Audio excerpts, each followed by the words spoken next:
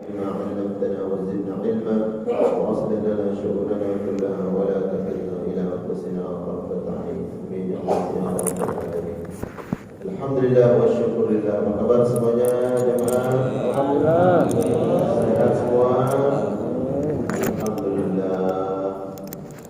Para asatidz, para guru, para hujat dan sekalian Allah muliakan, kita bersyukur kepada Allah Subhanahu wa taala di pagi hari ini Allah takdirkan kita semua berada dalam keadaan sehat wal afiat dan dalam melaksanakan perintah Allah Subhanahu wa ta'ala. Salat subuh berjamaah, kemudian duduk sejenak sama-sama tawassaw bil haqqi wa tawassaw bis sabri. Semoga hadirnya kita di majlis ini di tempat yang Allah muliakan, insyaallah kita semua dimuliakan oleh Allah di dunia dan Allah sempurnakan kemuliaan kita di akhirat nanti. Amin. Allah ya rabbal alamin. Selawat serta salam terlimpahkan kepada junjungan alam kasih kita Nabi Muhammad sallallahu alaihi wasallam, kepada seluruh keluarga dan seluruh sahabat-sahabat Nabi Muhammad sallallahu alaihi wasallam. Seluruh mereka telah berjuang dengan mengorbankan jiwa, raga, harta mereka, waktu mereka dan apa yang mereka miliki untuk berkhidmat, berkorban demi tegaknya kalimat la ilaha illallah Muhammadur Rasulullah. Dan kemudian insyaallah kita istiqamah di atas kalimat itu dan moga-moga dalam itu semua insyaallah kita semua kelak layak dan pantas untuk meminta dan memohon syafaat kepada Allah dari baginda Nabi Muhammad sallallahu alaihi wasallam. Dan bentuk mahabbah cinta kita kepada Nabi Muhammad sallallahu alaihi wasallam, kemudian kita tidak bosan-bosan dan terus istiqamah dan semangat untuk mengkaji daripada sunnah-sunnah Nabi Muhammad sallallahu alaihi wasallam, baik berupa qaulan ucapan, wa fi'lan atau perbuatan, atau taqriran atau ketetapan Nabi Muhammad sallallahu alaihi wasallam. Tapi insyaallah kita lanjutkan kajian kitab Riyadhus Shalihin dari Imam An-Nawawi rahmatullah alaihi pada pagi hari ini. Masuk berikutnya pada babu fadil adzan. Bab tentang keutamaan azan, mengumandangkan panggilan, mengajak manusia untuk datang ke rumah Allah dan beribadah kepada Allah Subhanahu wa taala secara jamaah berjamaah. Jadi ada hadis-hadis yang disampaikan oleh Nabi Muhammad sallallahu alaihi wasallam tentang keutamaan azan. Bahkan nanti dijelaskan keutamaan muadzin. Mana muadzin kita di sini? Nah, ini. Banyak umur. Saya tanya langsung dia yang muadzin.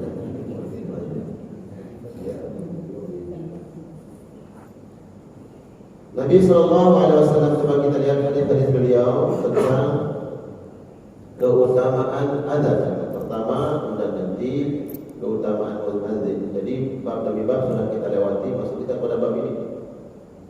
Hadis pertama yang dicantumkan oleh Imam Nawawi rahmatullah alaihi dalam bab ini, hadis yang diriwayatkan bersumber dari sahabat Abu Hurairah radhiyallahu taala anhu, anna Rasulullah sallallahu alaihi wasallam, bahwa Nabi sallallahu alaihi wasallam qala, bersabda, "Lau ya'lamun nasu ma fil nida'i والصف الأول ثم لم يجدوا إلا أن يستهموا عليه لاستهموا عليه." Lau ya'lamun nas, kalau seandainya manusia mengetahui. An-nas di sini yang dimaksud adalah orang-orang beriman, orang-orang muslimin, mukminin. Kata an-nas menunjukkan yang diharapkan oleh Nabi itu seandainya mereka ini mayoritas paham. Jadi ingin Nabi Nabi SAW ini kita semua memahami keutamaan. Apa? Ma fil nida, keutamaan yang ada pada an-nida, panggilan. Panggilan apa? Bukan panggilan biasa. Fil nida, panggilan untuk melaksanakan salat berjamaah. Berarti nida yang dimaksud di sini adalah azan. Kalau seandainya kita mengetahui keutamaan dalam azan tersebut, wasafil awal, dan keutamaan as-saf al-awal, artinya saf, bahasa kita saf, ya, sesuai dengan teks hadisnya saf, ya saf. Kalau kita dilihat di masjid itu ada tulisan saf, nggak ada tulisannya barisan, itu nggak ada ya. Saf, terjemahkan ke bahasa kita saf. Safil awal, seandainya kita mengetahui keutamaan azan dan saf pertama dalam salat, thumma lam yajidu illa yastahimu alaihi, kemudian mereka tidak dapat meraih keutamaan tersebut kecuali yastahimu alaihi, kecuali dengan melakukan undian. Lastahamu alaihi, pasti mereka akan berebut, pasti mereka akan berlomba-lomba untuk mengikuti undian. Sekarang ini jumlah jamaah ini kan subhanallah. Kalau seandainya semua mau pada saat pertama, kira-kira mampu nggak? Semua ini saya mau saat pertama, kira-kira mampu nggak? Nggak mampu. Lalu bagaimana caranya agar yang bisa berhak untuk pada saat pertama? Kata Nabi, kalau seandainya mereka tahu keutamaannya, ya udah kalau gitu kita undi aja. Ya, siapa yang keluar namanya, dia yang berhak di saat pertama. Itu umpamanya di sini nih. Saat pertama berapa nih kira-kira? Berapa orang? 25. Nah, kan nggak semuanya bisa dapat di saat pertama. Kalau begitu, siapa yang namanya keluar 25 orang ini, dia yang berhak di situ. Saya belum temukan tadi masih begitu. Ada nggak? Ya, berlomba-lomba, dulu-duluan, nggak mau didahului orang lain. Akhirnya ya udah semuanya pada mau. Terus gimana? Kan nggak nampung. Gini aja ada kata ketua DKM, kita undi aja. Siapa yang keluar namanya, dia yang pertama. Tapi kata Nabi, kalau seandainya mereka tahu, berarti masalahnya di mana nih kita? Ya, kenapa masih ada saf pertama kosong? Silakan Pak. Oh, kan? Didahulukan orang lain, ya kan? Apa kata Nabi? Lau seandainya, berarti masalahnya kita ini pada tidak mengetahui keutamaannya. As-sadiqul masduq ini disampaikan oleh Nabi Muhammad SAW yang memperkara bagi, yang diperlihatkan oleh Allah Subhanahu wa taala keutamaannya, fadilahnya. Ya Rabbi. Ya, satu kali, kira-kira di satu kali kita berada di saf pertama. Ya. Kemudian seandainya dibayar untuk urusan dunia kita, ya Rabbi. Ya, nggak perlu lagi kita berusaha. Ya, hidup enak, hidup tenang, tinggal menikmati kira-kira. Tapi ini masalahnya, kita tidak mengetahui keutamaan itu. Siapa yang mengetahuinya? Kecuali mereka yang kemudian memiliki basirah, mengetahui keutamaan itu. Ya. Itu kemudian Nabi SAW menyampaikan kepada kita dalam banyak hadisnya tentang amalan ini yang akan diberikan ganjaran yang besar di sisi Allah Subhanahu wa taala.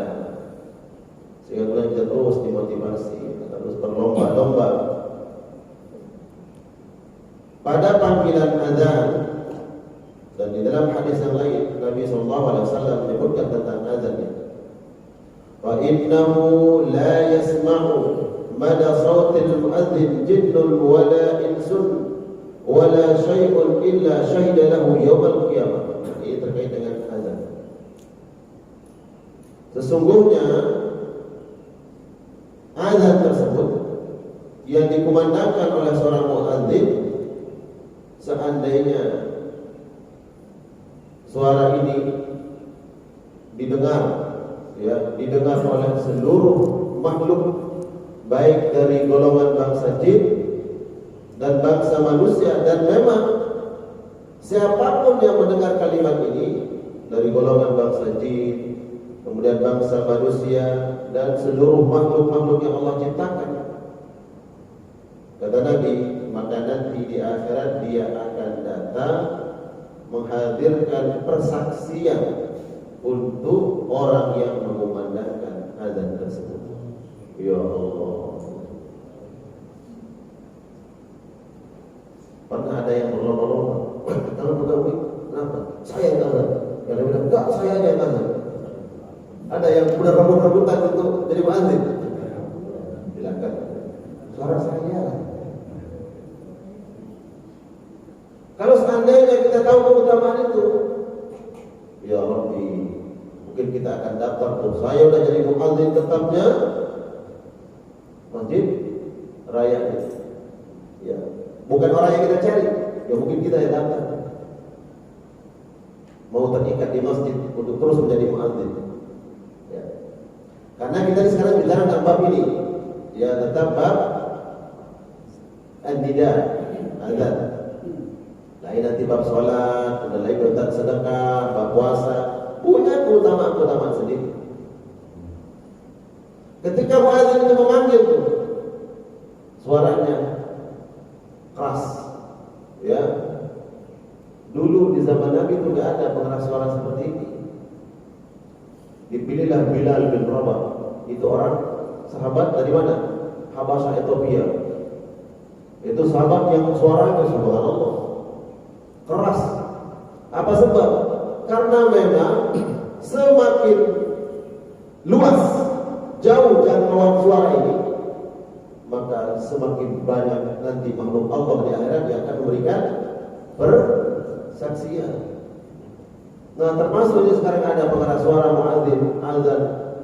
Ya kalau nggak pakai pengeras suara, paling yang dengar. Kalau ada tetangga kanan kiri masjid, paling itu yang dengar. Ya kan?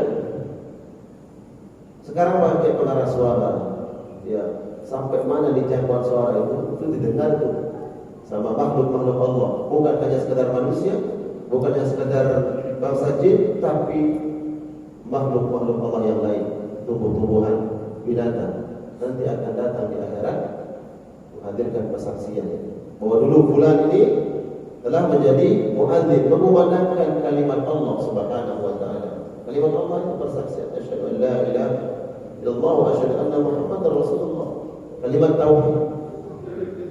Nah, ini keutamaan. Subhanallah. Jadi yang muadzin berarti saya lagi dibela Pak Ustaz. Wah, selama ini saya akan perhatiin katanya. Oh, ternyata saya dibela. Jadi ada keutamaan, subhanallah. Nah, kalau muadzinnya tiba-tiba enggak ada, ya udah. Tahu di muadzinnya kemana? Oh, mungkin lagi enggak tahu. Tahu kemana kira-kira begitu? Nah, ambil rokok azan. Ya. Ada keutamaannya. Dulu sahabat Bilal radhiyallahu taala anhu dipilih oleh Nabi sallallahu alaihi wasallam sebagai muadzin Nabi Muhammad sallallahu alaihi wasallam. Sahabat yang awalnya seorang budak yang tidak dipandang di zaman jahiliyah, kemudian dimuliakan oleh Allah Subhanahu wa taala. Dimuliakan oleh Allah, sahabat ini yang dulu enggak dianggap. Mohon maaf, kulitnya hitam. Yang beliau katakan, kami yang kami banggakan di hadapan orang-orang Arab dengan gigi kami aja katanya putih, yang lainnya hitam.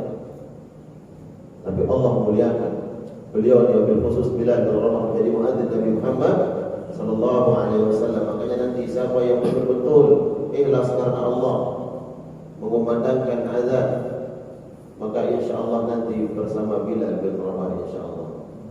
Ya. Ya, ini keutamaannya.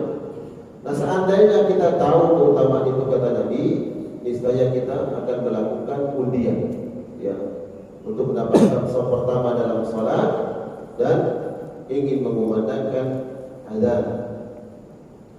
Kemudian lanjutan hadisnya, walau ya'lamu ma fi tajhir lastabaqu ilaihi. Kalau seandainya umatku tahu keutamaan fi tajhir. Tajhir itu adalah datang lebih utama, lebih dahulu di masjid untuk melaksanakan ibadah salat, maka pasti mereka akan berlomba-lomba terlebih dahulu datang ke masjid. Seandainya kita tahu keutamaan. Sekarang ini, kalau ada orang yang berwudunya setelah berkumandang azan, oh sudah masuk waktu sholat, akhirnya bersegera untuk berwudu melaksanakan ibadah sholat. Dia berwudu setelah sholat, setelah kumandang azan. Terus ada satu lagi jamaah belum terdengar azan dan memang belum masuk waktu, dia sudah berwudu. Berwudu di sini sudah dianjurkan, yang namanya wudu ya mau sholat. Baik. Pertanyaan saya, kira-kira mana yang lebih besar pahalanya, yang berwudu sebelum Bilal atau muadzin mengumandangkan azan, mengingatkan masuk waktu, atau yang sudah masuk waktu, wah mau sholat wudu? Kira-kira mana yang besar pahalanya? Yang wuduk dulu. Hah? Yang wuduk dulu. Yang sebelum Azan. azan. Baik, kalau gitu kita lihat. Saya tanya lagi, mana lebih besar pahala, ibadah yang wajib atau yang sunnah? Hah? Ibadah yang wajib itu lebih utama. Ibadah wajib lebih utama. Nah, kalau Bapak mengatakan bahwa yang sebelum masuk waktu dikumandangkan azannya berwudu, dalam pandangan ulama itu sunnah. Kalau sudah masuk waktu dan dikumandangkan azan, kemudian karena wajib sholat, maka wudu pun menjadi wajib. Berarti wudu itu wajib. Wudu itu wajib. Lalu kenapa mengatakan bahwa orang yang berwudu sebelum masuk waktu sholat itu lebih besar pahala? Nah, inilah tentang keutamaan tadi. Ada amalan yang sunnah tersebut lebih besar pahalanya daripada yang wajib. Apa itu? Kalau dengar kumandang azan, Allahu Akbar, oh udah masuk waktu. Dibilangin sama ibunya, Pak, udah berhenti apa? Tuh udah azan. Akhirnya dia berhenti. Dia melakukan aktivitasnya langsung wudu. Nah, ini dia melakukan sesuatu hal yang wajib. Karena sholat itu wajib, maka perkara yang dilakukan sebelum sholat yang tidak sah sholat kita kecuali dengan ini, maka dia menjadi wajib. Karena tidak sah sholat kita tanpa wudu. Sholat itu wajib, maka wudu itu wajib. Nah, dia sudah melakukan yang wajib tuh, masuk waktu sholat. Tapi ada orang yang wudu sebelum masuk waktu sholat, itu sunnah. Lebih besar pahala sunnah di amalan ini. Ada orang yang sudah siap-siap masuk waktu sholat, dia udah wudu, padahal muadzin belum mulai azan. Inilah kalau seandainya kita mengetahui keutamaan lebih terdahulu datang itu kita jadi itu adalah besok belum masuk waktu. Ya. Lagi-lagi permasalahan kita itu adalah tidak tahu keutamaannya. Ya Allah, kalau seandainya dibuka rahasia itu oleh Allah, diperlihatkan keutamaannya langsung, subhanallah, pasti kalau waktu zuhur sekarang jam berapa? Katakanlah subuh itu jam 4.27, ya kan? Nah itu masuk waktu. Kalau seandainya Allah perlihatkan itu balasan pahala orang-orang yang lebih utama, lebih dahulu datang ke masjid, jangankan jam 4, ya jam 3 aja udah penuh masjid. Sama seperti di Mekah Madinah.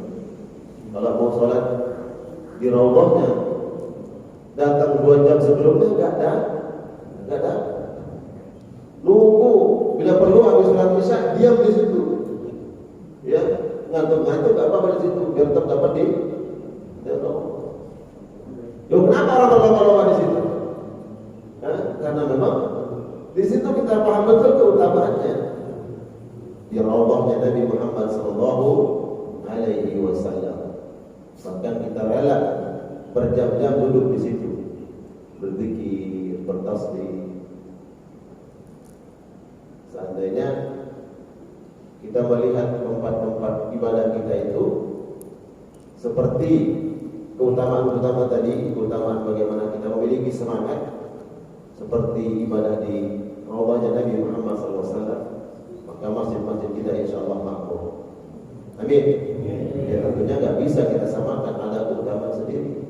Masjidil Haram, kemudian Raudhah, Masjid Nabawi, Masjidnya Rasulullah sallallahu alaihi wasallam.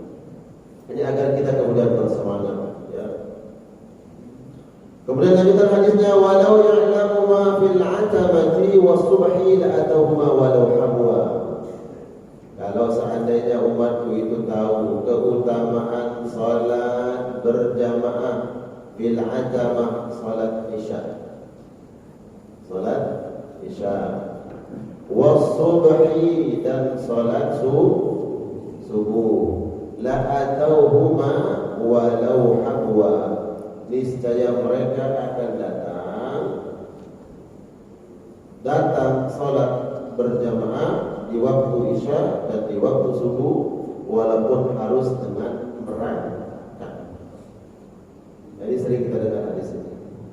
Kalau seandainya kita tahu keutamaannya, niscaya kita akan datang walaupun harus dengan merangkak. Kira-kira kenapa kata Nabi merangkak ini?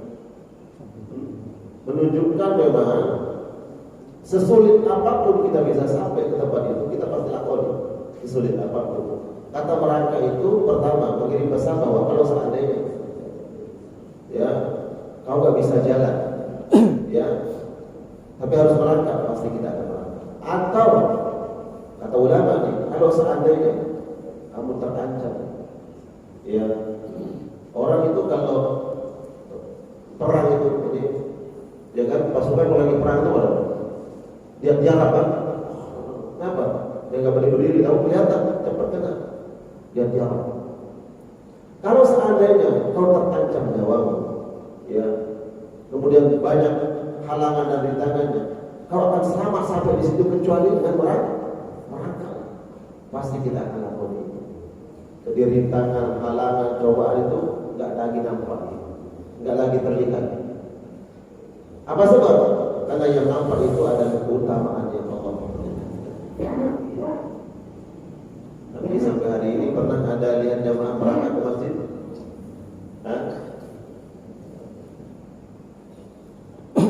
Ini pesan Nabi Muhammad SAW.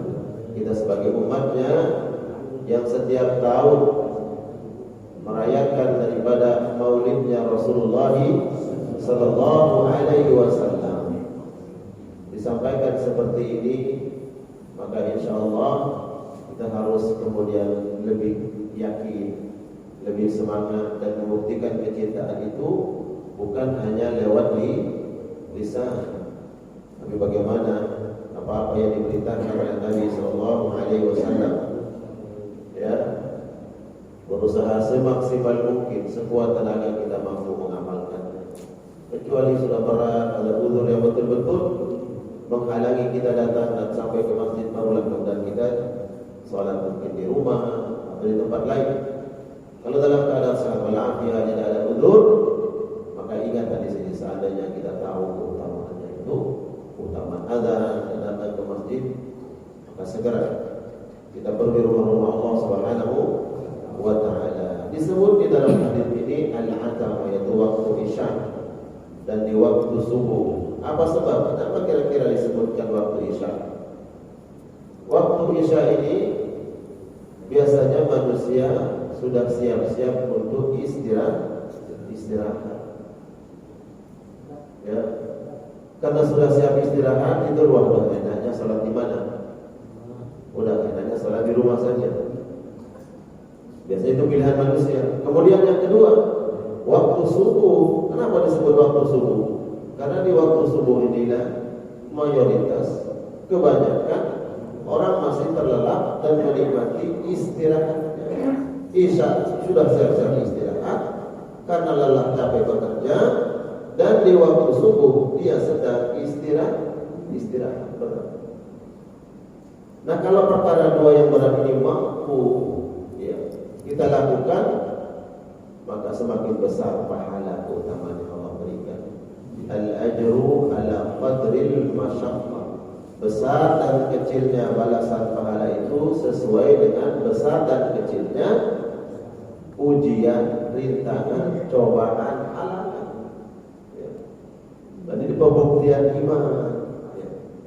Dan di antara, mohon maaf, di antara tanda-tanda orang munafik atau ada kenifakan di dalam hatinya adalah orang yang berat melakukan dua ibadah ini. Ya, tapi jangan nanti tiba-tiba siapa tak datang sini. Oh, bapak itu sini. Ente munafik gitu. Kata siapa kata Ustaz itu? Apa sebab kita beranjak ke masjid? Jangan. Ini buat kita. Jangan sampai ada benih-benih kenifakan dalam hati ini.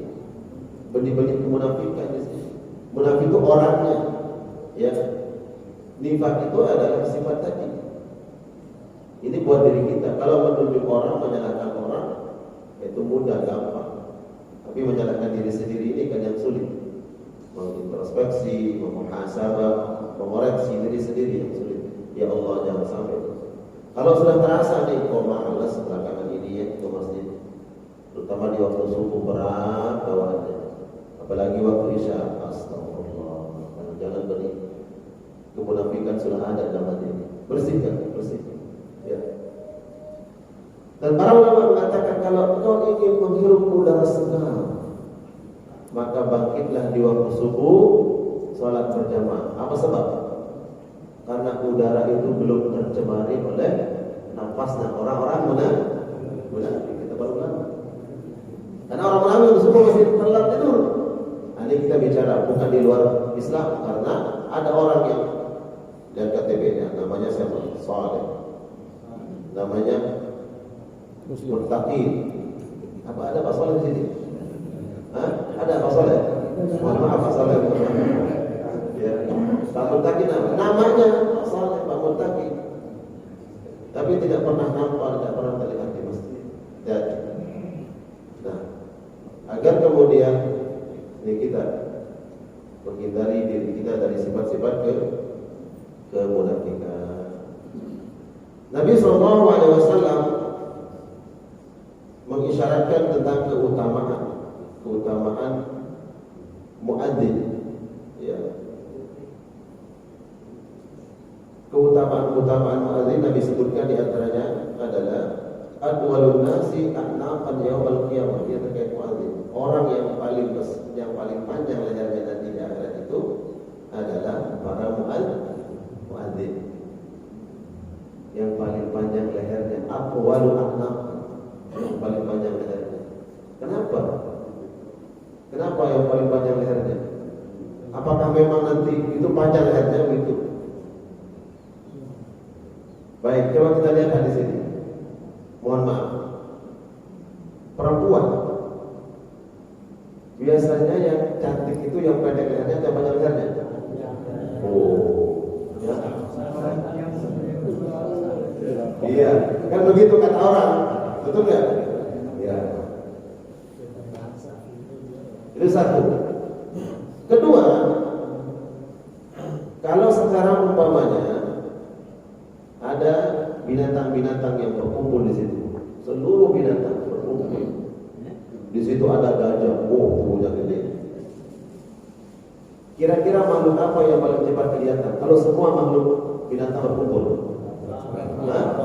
Jerapah. Jerapah. Kenapa Pak? Nah itu masalah. Ini tadabbur, bukan tadabbur Al-Quran, tadabbur tadi. Jadi nanti segitu banyaknya umat Nabi Muhammad SAW,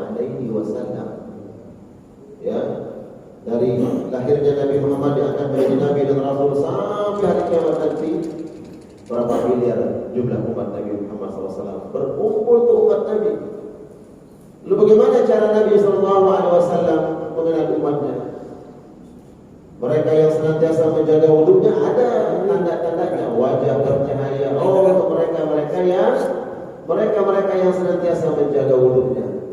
Tapi ada umat Nabi Muhammad SAW yang Nabi langsung kenal mereka, yang dulu semasa hidup di dunia menjadi orang yang mengumandangkan an-nida.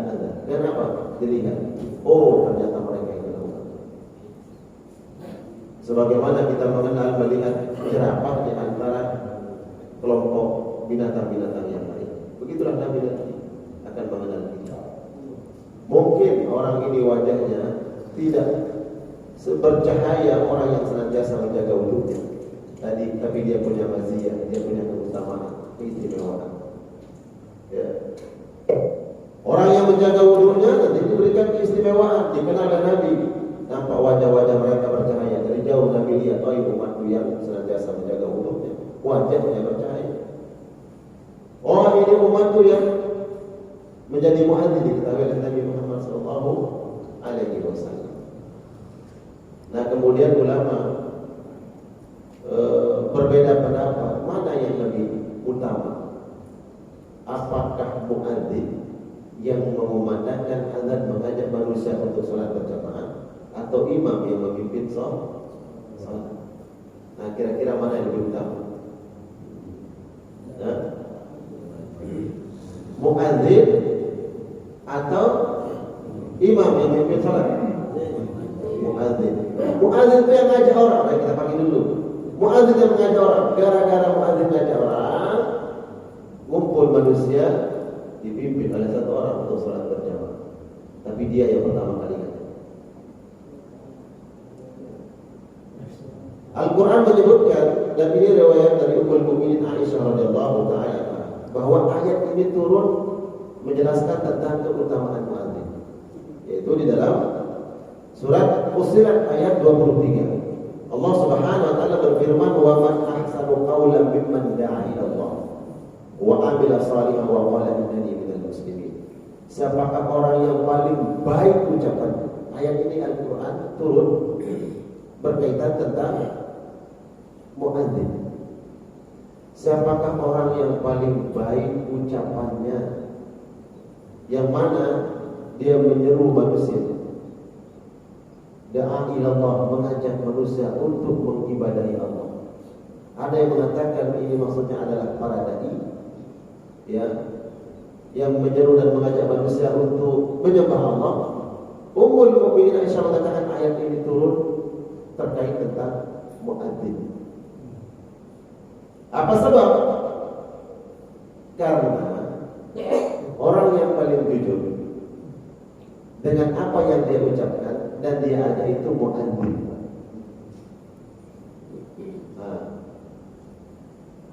Ayo bersedekah, belum tentu bersedekah. Ya mungkin ada halangannya. Ayo kita puasa sunnah, belum tentu dia puasa sunnah. Mungkin ada halangan dan sebagainya. Tapi kalau muadzin, dia beda dengan apa namanya itu Pak, yang kalau ngajak orang, ayo ke Blok M, Blok Gadung. Apa? Konektor. Konektor tuh ikut Pak. Itu ada tuh yang di terminal tuh. Calon ya. Blok Gadung. Penuh bisnya, bisnya langsung di Blok Gadung, dia masih di situ. Muadzin itu tak begitu Pak. Allahu Akbar, ya azan. Hayya 'alas shalah. Ayo salat. Pernah lihat muadzin kemudian mana nih muadzinnya? Ya ternyata dia ngajak salat, dia ikut salat berjamaah. Ada. Kalaupun ada, oknum Oh, pura-pura jadi muadzin. Kalau muadzin itu dia yang azan, dia mengumandangkan, dia yang amat, dia langsung salat. Itulah keutamaan. Ya. Ini panggilan yang paling jujur. Dia mengajak manusia untuk salat dan dia ikut salat di situ. Ya. Alhamdulillah jangan sampai seperti tadi itu maklak. Ya. Ayo. Jangan-jangan tapi ternyata orang sudah sampai di tujuan dia masih di situ. Ya. Dan muadzin tidak seperti itu. Wa man ahsanu qawlan mimman da'a ila Allah. Tidak ada ucapan yang paling baik dibandingkan dengan orang yang da'a ila Allah, dia menyeru ke jalan Allah Subhanahu wa taala. Ada yang mengatakan dia adalah para dai, kedua ada mengatakan panggilan azan. Kemudian para ulama mengatakan lebih utama imam. Ya, di sini ada khilaf di kalangan para ulama. Imam apa sebab? Karena secara khusus ya Nabi mendoakan untuk imam. Para imam itu didoakan oleh Nabi Muhammad SAW. Ya, makanya kemudian ya harus ini sebagai motivasi juga buat kita. Ayo semua pantaskan diri kita bisa mengimami salat jamaah. Bagaimana caranya? Ya mungkin kemarin saya sudah sampaikan di majelis hadirin. Maka imam ya harus baca Al-Quran yang fasih, belajar Al-Quran, belajar ilmu tajwid, sehingga ketika menjadi imam pantas layak dengan bacaan kita untuk kemudian mengimami manusia dalam sholat berjamaah. Nabi SAW mendoakan imam dalam sebuah hadis, Allahumma arsyidil a'immah waghfir lil muadzin. Ya Allah, berikanlah petunjuk kepada para imam yang mengimami salat berjamaah dan ampuni orang-orang yang mengumandangkan azan. Yang disebut pertama kali itu al-imam. Ya, al-imam di sini maksudnya imam salat. Jadi subhanallah, imam yang memimpin manusia untuk salat berjamaah itu setiap dia menjadi imam dapat doanya Nabi Muhammad SAW. Doa apa? Agar dibimbing oleh Allah Subhanahu wa taala dan tidak ada perkara yang lebih baik melainkan tidak ada lebih baik dari itu. Ya, yang paling baik itu adalah dapat bimbingan Allah yang kita sebut dengan hidayah, yang selalu kita minta, ihdinas siratal mustaqim, ya Allah berikanlah kami petunjuk ke jalan yang lurus.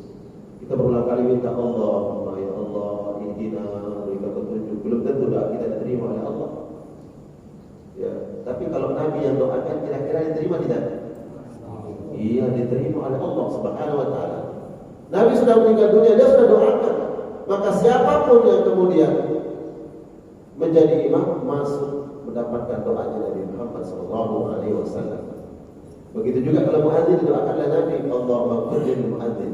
Tapi disebut belakangan oleh Nabi, ya Allah ampuni muadzin. Makanya kalau ingin diampuni dosa-dosa kita oleh Allah, salah satu caranya ya udah cici aja sama muadzin di sini. Makanya punya giliran ya, saya aja muadzin begitu. Ya, lagi muadzin nggak ada. Masya Allah dapat doa Nabi Muhammad Sallallahu Alaihi Wasallam, didoakan agar diampuni dosa-dosa kita oleh Nabi. Ya, Nabi yang doakan kita.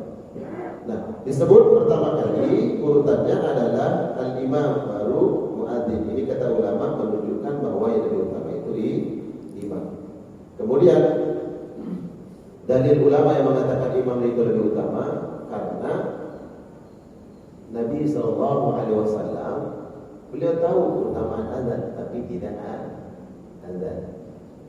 Dia suruh Bilal jadi muadzin. Nabi SAW yang menjadi imam.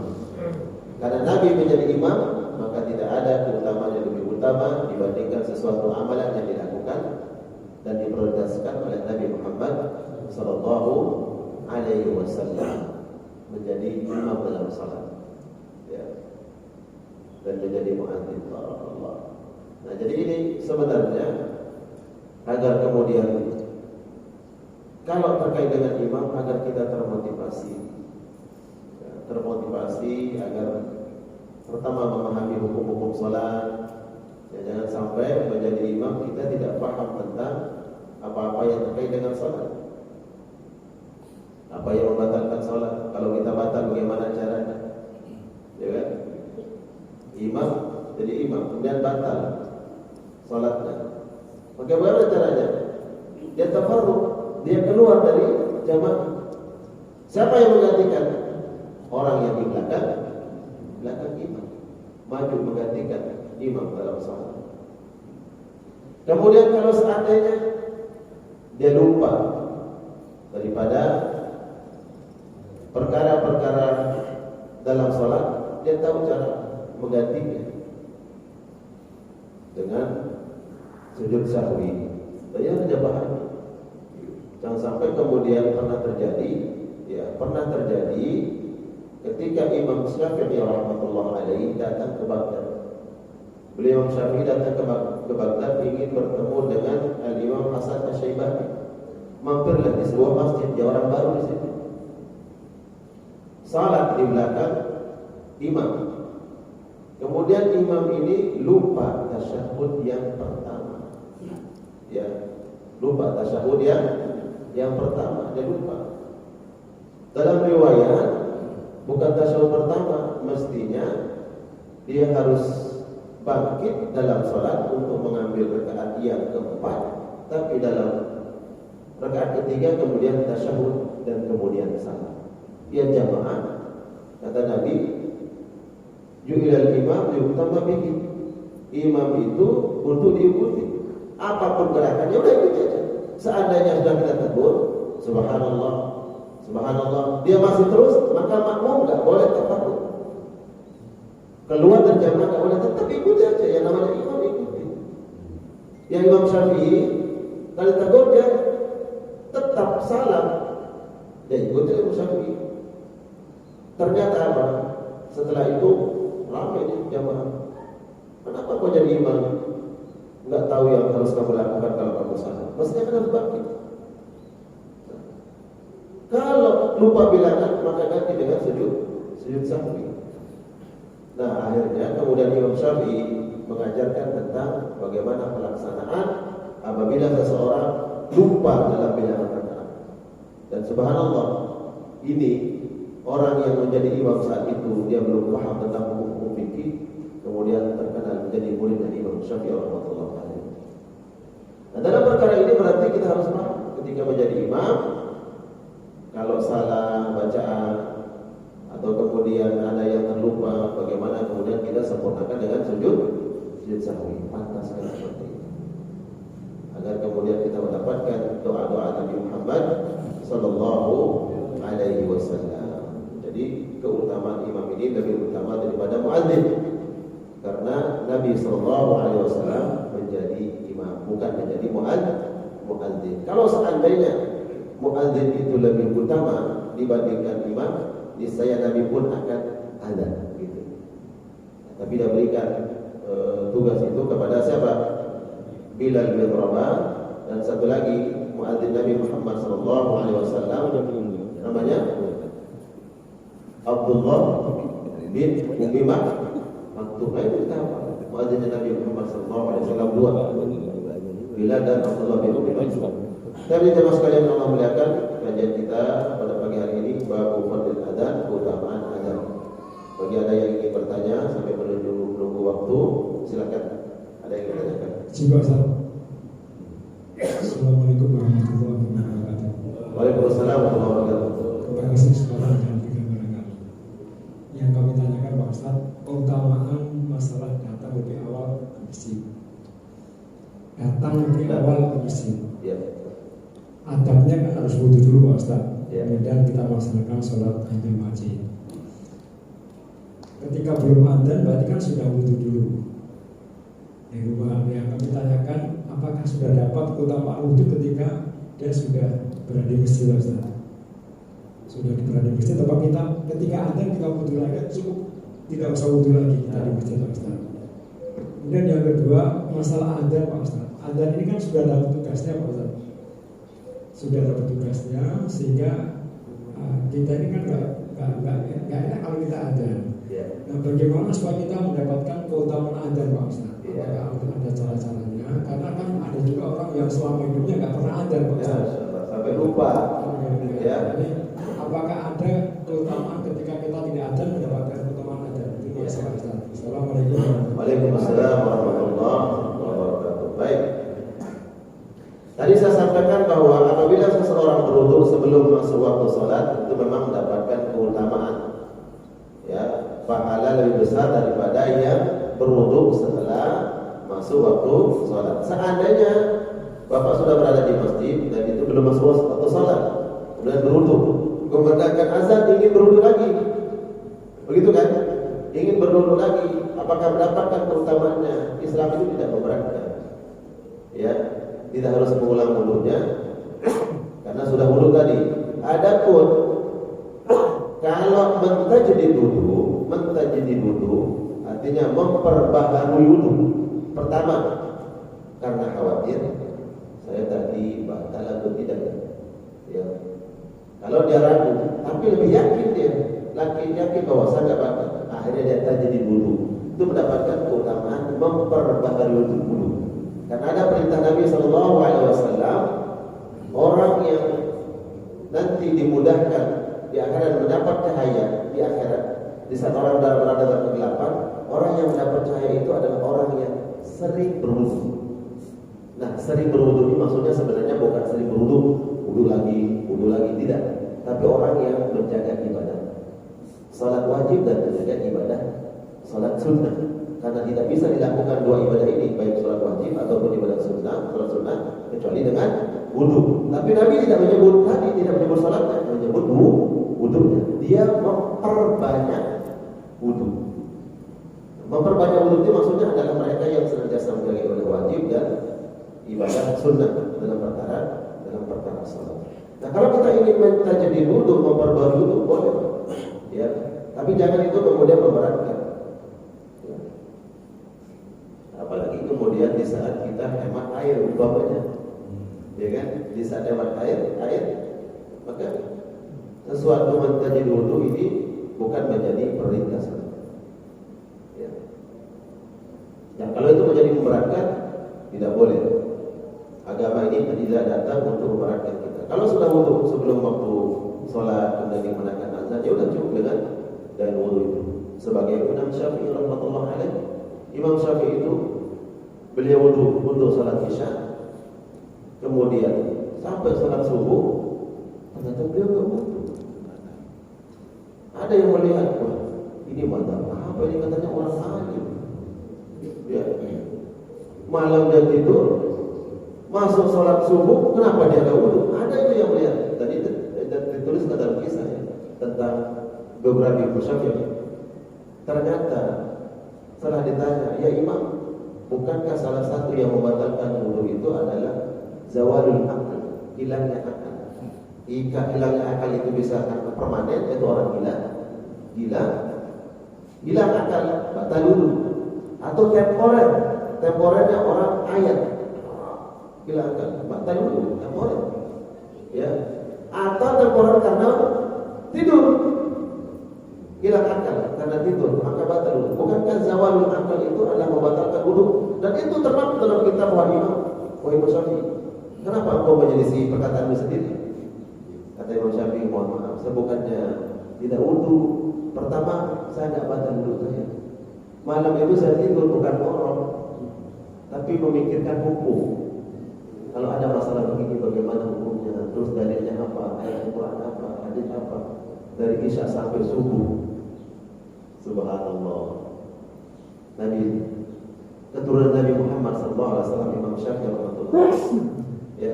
Jadi kalau kita melihat itu, Imam Syafi'i tidak mentajidid wudu, ya, tidak memperbarui, mestinya sudah wudu saja. Mungkin ada perkara yang dilihat di Imam Syafi'i saat itu, ya, tidak boleh menghambur-hamburkan atau membazir air. Jadi begitu Pak ya. Kalau sudah wudhu sebelum azan, kemudian dikumandangkan azan, ya tidak harus berwudhu lagi kecuali dengan hajat yang lain, maka itu lain urusan. Oh saya ingin kamar mandi, ada kepentingan, ya boleh, justru jangan ditahan. Ingin buang hajat, baik kecil ataupun besar, jangan ditahan. Ya. Maka nanti ketika tidak dilakukan itu, ketika sholat, maka tidak khusyuk. Ya. Maka tunaikan hajat dan tajdidul ya berwudu. Kemudian yang kedua tentang azan. Baik, ini penting subhanallah. Pertanyaannya bagus. Setiap orang itu punya hak tugas masing-masing. Ya. Maka nggak boleh kemudian kita mengambil hak orang lain dan tugas orang lain tanpa izin. Saya menjadi imam rawatib di salah satu masjid di Salemba. Kemudian saya belum nyampe, jamaah duduk. Nah, kemudian muadzin masih ada di situ. Saya masuk dari belakang kayak begini, masuk gitu. Salah satu jamaah melihat saya sudah masuk, mau mengimami sholat, muadzin belum nengok ke belakang kan? Dia nggak tahu saya sudah datang. Dia yang lama di belakang tuh ada jamaah masuk. Allah Akbar, sudah la ilaha illallah, dia qamat di situ. Dia biarin selesai qamat. Saya maju, muadzin qamat. Saya bilang qamat, muadzin sudah qamat tadi. Nah, saya sampaikan setelah itu enggak boleh. Yang qamat itu adalah yang azan. Apalagi yang azan ini memang adalah tugasnya. Ya. Tupoksinya ada.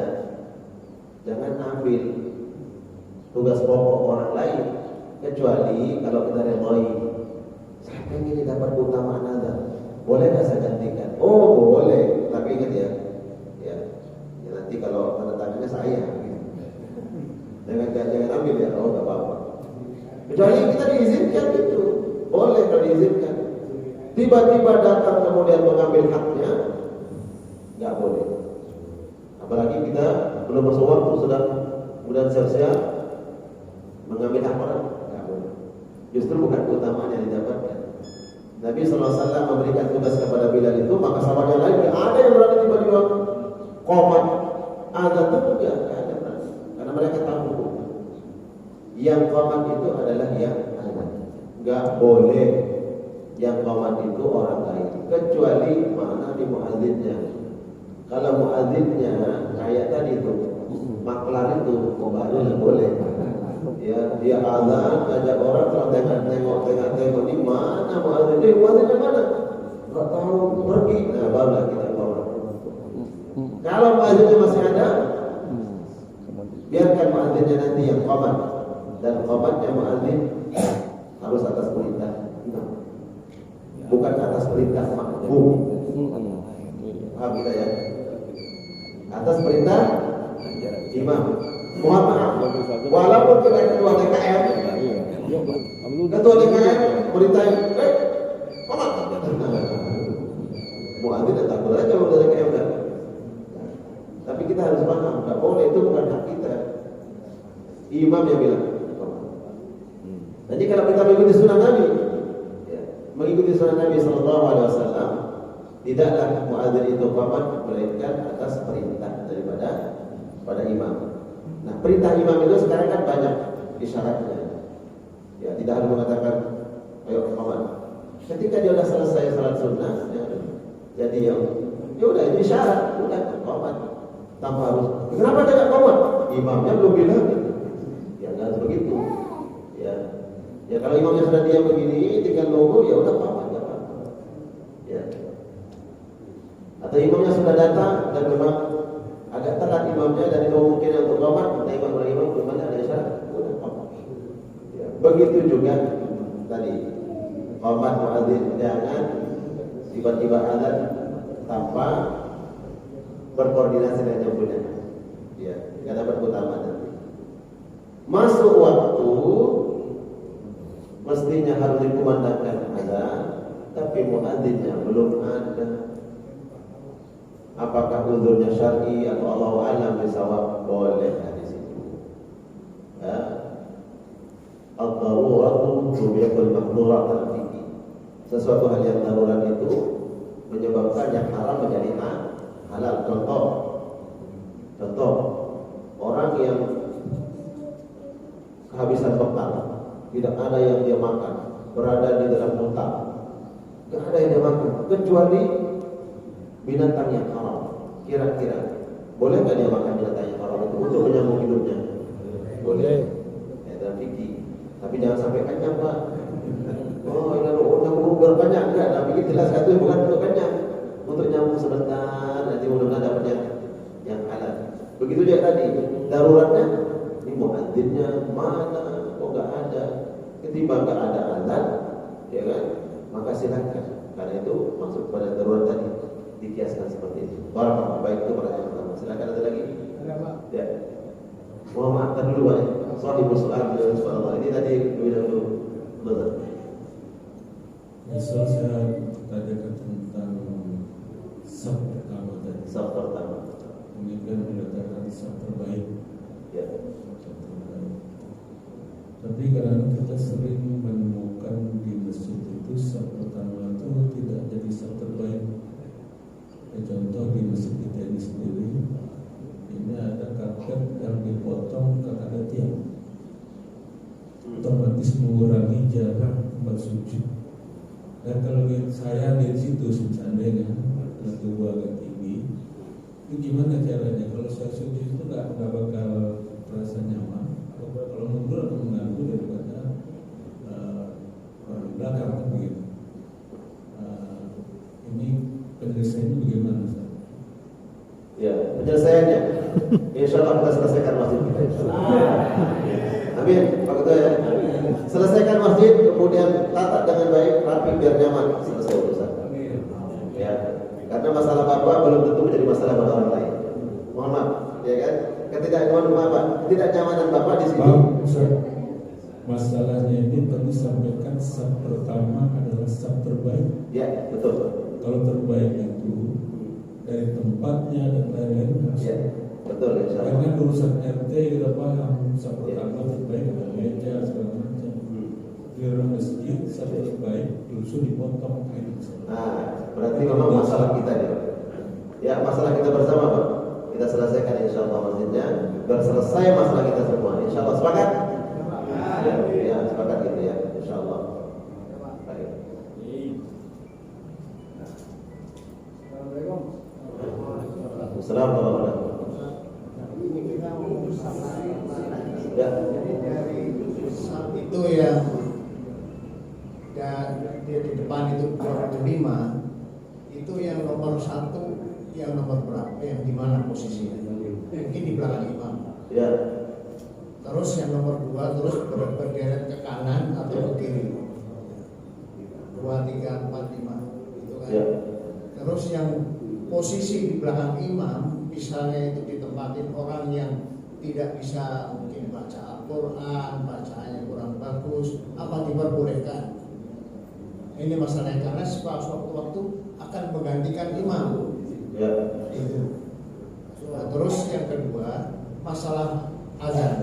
Seorang yang azan apa boleh jadi imam?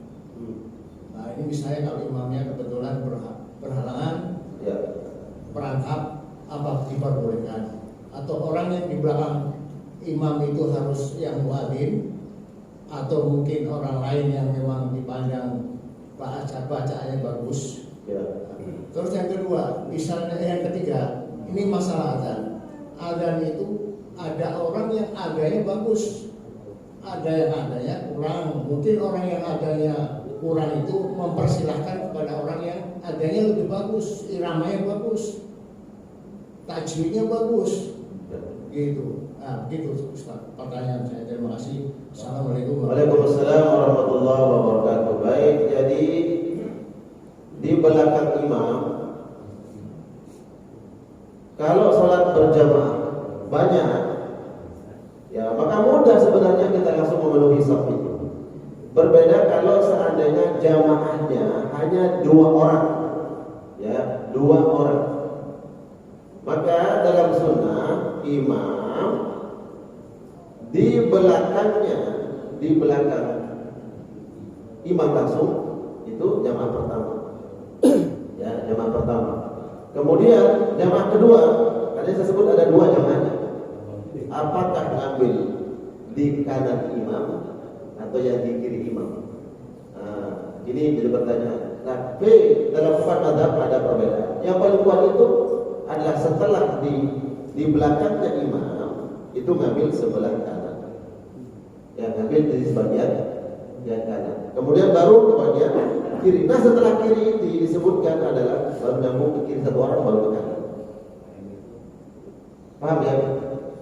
Jadi kalau dua makmum, satu di belakang imam, maka ngambil satunya sebelah kanan. Berarti sebelah kiri itu kosong, belakang imam satu orang, kemudian sebelah kanan. Nah, kalau jamaahnya banyak, ya, tinggal dipenuhi saf-safnya. Siapa yang lebih utama di belakang imam? Tadi pertanyaannya, siapa yang lebih utama di belakang imam? Yang lebih utama itu adalah orang yang bisa menggantikan imam. Nah, kalau kemudian semua orang merasa saya bisa menggantikan imam, si jamaah ini juga mengatakan saya juga bisa menggantikan imam, sampai semuanya bisa mengklaim bahwa saya bisa menggantikan imam. Ya. Nah, kalau semuanya merasa pantas untuk menggantikan imam, maka siapa yang lebih utama datang ke masjid? Silakan. Yang lebih utama, yang lebih dahulu datang ke masjid, dia mengambil posisi persis di belakang imam. Karena apabila imam dalam keadaan salah atau batal, maka yang di belakang imam inilah yang kemudian menggantikan imam. Gitu. Di sini kita harus memahami diri kita sendiri. Kalau memang kita sudah pantas gitu ya, pantas untuk menggantikan imam, silakan. Tapi yang kita khawatirkan adalah kepantasan itu atas asumsi kita sendiri. Mungkin orang lain menganggap kita belum pantas. Ini yang bahaya. Kita mengasumsi saya pantas, tapi orang lain melihat bahwa belum. Ya. Maka sepakatlah kira-kira mana orang yang kira-kira mau bahwa saya ini kayaknya memang pantas, dan orang mungkin tidak meragukanlah kalau saya bisa menggantikan imam. Begitu, harus memahami itu. Nah, kita yang melihat orang lain bahwa dia yang pantas, kemudian tidak boleh suudzon. Hati-hati kita menjaga hati, gitu ya. Jangan suudzon, berburuk sangka terhadap saudara muslim. Apalagi kemudian buruk sangka itu berada di tempat yang dimuliakan oleh Allah Subhanahu wa taala. Kemudian terkait dengan azan, mana yang lebih utama? Orang yang bagus suaranya atau yang tidak bagus? Yang paling utama adalah niat. Itu pertama. Tidak diragukan, innamal a'malu binniyat. Niat yang paling utama agar kita benar mendapatkan keutamaan ini, mendapatkan doa dari Nabi Muhammad SAW, diampuni dosa-dosa kita sebagai muadzin. Niat. Kemudian yang kedua, terkait bagus dan tidaknya, ya mungkin relatif ya. Ada yang mengatakan, suaranya itu lebih bagus. Enggak, saya itu lebih bagus. Ada dua qari, dua-duanya internasional umpamanya. Kemudian ditanya, kira-kira dua orang ini siapa yang lebih bagus bacaan Al-Qur'annya? Ya. Dan dua-duanya internasional. Ada orang mengatakannya A, ada yang mengatakannya B. Ya. Karena dua-duanya bagus, tapi nggak ada yang mengatakan ini lebih bagus. Mereka berbeda pandangan. Tapi ada yang kemudian orang sepakat bahwa si bulan ini lebih bagus suara azannya, bawahnya. Maka apabila kita mengutamakan itu, melihat bagaimana Nabi SAW tidak memilih Abu Bakar menjadi muadzin, tidak memilih Umar menjadi muadzin, tidak memilih Utsman menjadi muadzin, tapi memilih Bilal bin Rabah menjadi muadzin. Apa sebab? Satu, Bilal itu suaranya lantang. Ini yang kita namanya zahir ya. Suaranya lantang, keras. Kemudian memang suaranya bagus, Bilal bin Rabah. Itu isyarat dari Nabi Muhammad SAW. Karena muadzin ini menyampaikan sebuah kebenaran, maka seharusnya lebih banyak orang yang mendapatkan akses kebenaran. Banyak orang yang bisa menegak, mengajak orang kepada kebaikan. Makanya dipilihlah Bilal yang suaranya keras dan beliau suaranya indah. Nah, kalau itu kita jadikan sunnah, maka bagus menjadi muadzin. Begitu ya. Allahu a'lam bishawab. Ya. Baik, muadzin menjadi imam. Kenapa muadzin menjadi imam? Apa sebabnya? Pertanyaan. Kebetulan imamnya belum datang. Belum datang. Ya. Kemudian makmum yang lain kenapa enggak menjadi imam? Karena dia yang dorong kan jadi imam, beda aja. Ya udah muadzin jadi imam. Ya kan pertanyaannya sah nggak salatnya? Sah. Ya. Selama dijaga rukunnya, rukun salatnya ya sah. Ya. Tapi mestinya kan bukan muadzin yang jadi imam. Misalnya ada imam, dia hanya mengajak manusia untuk sholat berjamaah dan iqamah. Tapi nggak ada imam, jamaah ini nggak ada imamnya. Terus jamaah yang lain nggak ada yang mau maju. Muadzin tengok gini, jamaahnya cuma rapatkan saf, nggak ada yang maju. Ya udah akhirnya muadzin juga yang merangkap. Ya, dia yang merangkap azan, kemudian iqamah, imam pula, ya kan? Padahal dia nggak pernah direbutin, nggak pernah direbutin. Kalau merangkap jabatan dunia, waduh, direbutin Pak, ya kan? Merangkap muadzin, iqamah, imam itu kayaknya nggak ada yang direbutin Pak. Kecuali di musala yang kecil, kemudian di situ ada kakek-kakek yang ada suaranya udah parau, kadang muncul, kadang enggak. Tengok ini kok nggak ada orang, dia pula yang qomat sendiri. Ya, tengok udah qomat nggak ada yang datang, dia yang jadi imam buat dirinya sendiri. Ya, sholat sendirian. Ada nggak begitu? Kan ceritanya ada. Akhirnya kemudian dia azan bukan waktu sholat. Dia ramai orang datang ke masjid, gila. Tuh, kenapa? Belum masuk waktu sholat kok azan. Kakek gila ya, semua pada gila. Apa sebab? Saya panggil kalian untuk sholat berjamaah di waktu masuk waktu sholat, gak ada yang datang. Tapi sekarang saya panggil kalian untuk sholat, belum masuk sholat, kalian datang semua ramai-ramai, ya gila ente semua. Bagus juga tuh begitu tuh. Saya datang ke masjid pakai trik begitu. Ya, jadi begitu ya. Maka kalau ada muadzin sudah dia ada qomat, silakan yang lain maju aja Pak, maju aja. Ini saya sampaikan Pak, Bapak baca Al-Qur'annya, layak jadi imam. Kemudian di tempat umum, apakah itu di stasiun atau di mana, di terminal atau di mall atau di mana saja. Kemudian nggak ada jadi imam, maju boleh maju. Saya khawatir nanti yang maju ini karena nggak ada yang maju, dia yang maju dia nggak pasang bacaannya, rancok sholat kita. Ya, kalau Bapak sudah tahu bacaannya, tanya guru, Ustaz, saya bacaan saya begini di Quran saya dan hafalan saya suara ini, kira-kira kalau saya menjadi imam di tempat keramaian cocok nggak? Ya, saya mempertanggungjawabkan nanti beberapa jamaah, layak nggak jadi imam? Layak. Nah, udah kalau layak kata guru kita, udah jadi imam. Khawatir nanti siapa mendubah? Ini kesalahan saya Pak, naik kereta, ya dari Pasar Minggu ke Bogor, turunlah saya di stasiun mau sholat, ya saya tawadhu aja situ kan. Yang tawadhu, nggak ada jadi imam, ada yang maju langsung. Ketika mulai jadi imam, saya istighfar kepada Allah. Ya, istighfar astagfirullah. Ini sholatnya bagaimana? Udah bacaan yang begitu. Ya, akhirnya saya sendiri buka. Adapun jamaah yang lain ya tetap udah selesai sholatnya, ya nanggung dia. Gitu ya.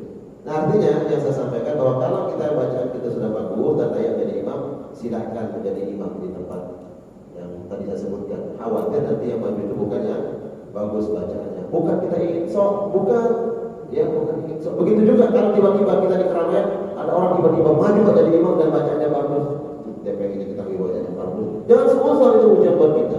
Jangan-jangan dia udah dengar dari guru kalau begitu, itu bacaannya bagus. Nanti kalau ada tempat keramaian jadi imam, khawatir nanti ada orang yang jadi imam tak bagus bacaannya, makanya dia maju jadi imam. Benar kita jadi belajar di makmum, subhanallah bacaannya bagus, tapi setan langsung di sini. Tuh, pasti dia ada wujudnya orang. Ada bacanya bagus, dia baca tahu, diketahui orang lain bacanya bagus. Itu setan yang masuk ke kita. Padahal dia melakukan itu kan ada ilmunya. Silakan jadi imam langsung, jangan sampai ada orang yang tidak paham hukum-hukum salat dan bacaan Quran yang bagus kemudian maju jadi imam. Allahu a'lam bishawab. Cukup? Pak, belum Pak. Udah cukup Pak. Rasanya jamaah ini kayaknya udah. Maksudnya penggantian imam itu loh Pak. Kalau imam mundur, itu yang mengganti itu harus gerakannya gimana? Gerakannya. Baik, gerakannya. Bagaimanapun geraknya, yang penting dia tidak lompat. Udah itu dosennya Pak. Karena saya itu akomodir semua fikih. Yang penting dia tidak salto Pak. Nah itu aja lah. Begitu juga imam. Karena dia ada pendapat. Kalau Imam Syafi'i mualaf. Imam Syafi'i itu begini. Maju, maju, maju, maju. Begitu Imam Syafi'i. Nah kalau yang Imam Ahmad itu nggak perlu. Yang penting dia dua langkah aja masuk gitu. Ya. Jadi untuk mengakomodir ya mengambil semua pendapat itu berarti silakan bagaimanapun ya. Yang penting tidak aman. Subhanallah. Atau jangan sampai dia guling-guling gitu ya. Guling-guling. Ya gitu. Jadi baik. Hanya saya usahakan jamaah kita ini rata-rata mazhab Syafi'i. Udah pakai mazhab Syafi'i. Dan dia tenang jamaah kita. Saya kan kalau di sini kurang enggak? Kurang. Saya kurang. Di Mahajarin kurang enggak? Kurang. Di tempat yang mereka enggak kurang. Ada berapa kajian saya di Depok? Itu mereka enggak kurang. Saya kurang. Enggak kurang. Ini ada ilmunya. Nah, itu ada ilmunya. Ya, saya enggak kurang. Nah, kalau jamaah kita ini adalah orang Syafi'i bahwa dia akan lebih yakin kalau melihat kita nih pengganti imam Batak dan mundur yang menggantikan itu pakai mazhab Syafi'i mualaf. Jadi mualaf itu gini, maju bukan begini langsung. Paham ya? Mualaf itu berurutan maksudnya begini. Nah, itu dalam senam apa? Kerajaan apa nama siapa? Begini. Nah, gitu. Tertib lah ya. Ya, tertib begitu. Pakai begitu kalau memang mayoritas jamaah kita mazhab Syafi'i. Syukran. Baik, ya. Kita tutup kajian kita pada pagi hari ini dengan sama-sama membaca doa al majlis. Subhanakallahumma wa bihamdika asyhadu an la ilaha illa anta astaghfiruka wa atubu ilaik. Wassalamualaikum warahmatullahi